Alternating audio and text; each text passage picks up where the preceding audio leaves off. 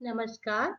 आज हम सुनेंगे कहानी चार फुंदनों वाली टोपी। तो कहानी इस प्रकार है। कुक्कू की नानी ने उसे बुनकर दी उनकी चार फुंदनों वाली रंग बिरंगी टोपी। कुक्कू ने पहनी तो बोला, नानी टोपी तो बहुत अच्छी है, इसे पहनकर तो मैं बिल्कुल राजकुमार बन गया। सुनते ही नानी की हंसी छूट गई।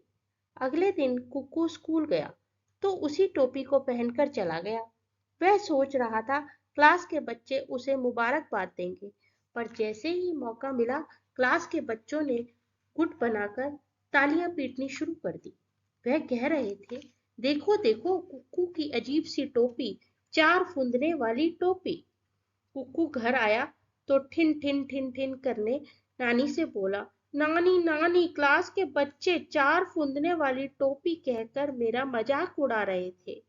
तुम ऐसा करो, एक फुंदना कम कर दो।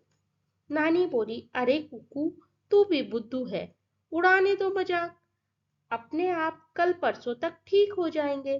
पर कुक्कू नहीं माना, ठिनठनाता रहा। तब नानी ने कैंची लेकर कुक्कू की टोपी का एक फुंदना काट दिया। पर अगले दिन कुक्कू टोपी पहनकर स्कूल गया तो फिर वही मुसीबत थी। अब के बच्चे जोर जोर से चिल्ला रहे थे, देखो देखो कुक्कू की अजीब सी टोपी, तीन फुंदने वाली टोपी। उसी रोज कुक्कू ने नानी से कहकर एक फुंदना और कम करवाया, पर फिर भी बच्चों का चिढ़ाना जारी रहा। यहाँ तक कि टोपी में सिर्फ एक फुंदना बाकी रहा, तो भी बच्चे चिढ़ाए बगैर नहीं मान रहे थे। आखिर में कुक्कू ने उदास होकर कहा, नानी नानी तुम यह फुंदना भी हटा दो। अगले दिन कुक्कू बिना फुंदने की टोपी पहनकर गया तो बच्चे तालियां पीट पीट कर चिल्लाने लगे, देखो देखो कुक्कू की अजीब सी टोपी, बिना फुंदने की टोपी। स्कूल से आकर कुक्कू ने रोते रोते नानी को बताया, नानी नानी आज भी बच्चों ने मेरा मजाक बनाया, मुझे चिढ़ाया, कह रहे थे देखो देखो कुक्कू की अजीब सी टोपी, बिना फुंदने की टोपी। नानी हंसते हुए बोली, बेटा मैंने तुझे शुरू में ही समझाया था ना, तू चिढ़ता है इसलिए सब चिढ़ाते हैं। अब तू चिढ़ना छोड़ दे, फिर सब ठीक हो जाएंगे। बस कुक्कू ने नानी की यह बात गांठ में बांध ली।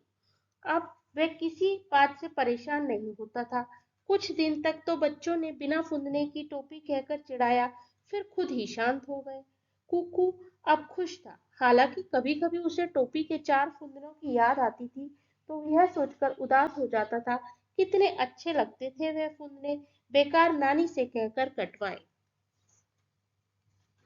तो इस कहानी से हमें यह शिक्षा मिलती है कि जो हमारे पास है हमें उसमें प्रसन्न रहना चाहिए, दूसरों की बातों में नहीं आना चाहिए।